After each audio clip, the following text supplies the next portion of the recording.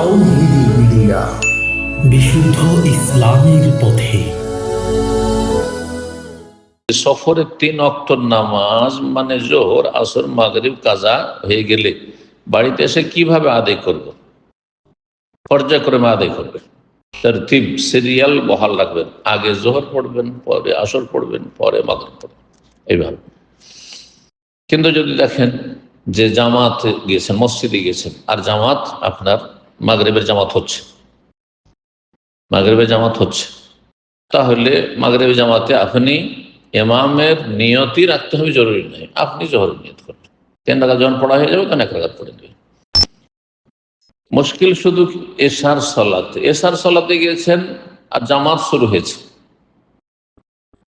তার আগে আপনি মাগরিব পড়তে পারেন, মাগরিব কাজা আছে। এখন যদি মাগরিব পড়েন, মাগরিব তো 3 রাকাত, আর এশা পড়বে ইমাম সাহেব 4 রাকাত, তখন কি করবেন? তখন ইখতিলাফ হয়েছে, মাসলা ইজতিহাদ।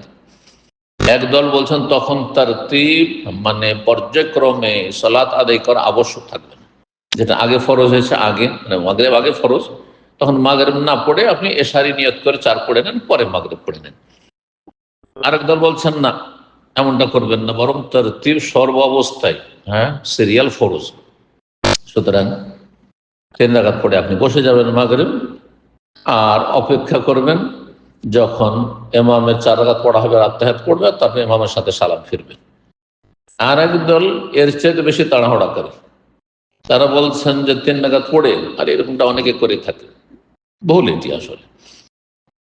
তো যাই হোক, এরকমটা করে থাকে এবং সেটাকে জায়েজ মনে করে যে 3 রাকাত যেমন পড়া হইল, ইমাম উঠে গেল 4র্থ রাকাতে এর সাথে, আর এরা সাথে সাথে আত্তাহিয়াত আর অন্যান্য দরুদ ইব্রাহিম আর কিছু কমপ্লিট করে তারপর নিজে সালাম ফিরে দিয়ে টান দিল। এটাও কিছু লোক করেছে, কিন্তু যেমনটা বললাম যে এই ক্ষেত্রে তরতিব লক্ষ্য রাখা আবশ্যক নাই। কিন্তু আরেকটি কথা মনে রাখবেন যে আপনার পরপর কয়েক ওয়াক্ত সালাত কাজা হচ্ছে কেন? শরীয়তে যদি অনিচ্ছাকৃত মানুষ ঘুমিয়ে যায় অথবা ভুলে যায়, তাহলে কাজা করার কথা আছে। আর আপনি হাটে বাজারে ব্যস্ত ছিলেন, কাজে ব্যস্ত ছিলেন, ডিউটিতে ব্যস্ত ছিলেন, কোথাও কাজ করছিলেন, খুব জরুরি কাজ ছিল, সেজন্য সালাত আপনি বাহনে ছিলেন না। যে কোনো অবস্থায় ওয়াক্ত পার হওয়ার আগেই ফরজ সালাতগুলি আদায় করে দিতে, না হলে গুনাহগার হবেন। সুতরাং আপনি গুনাহগার, আল্লাহর কাছে তওবা করবেন।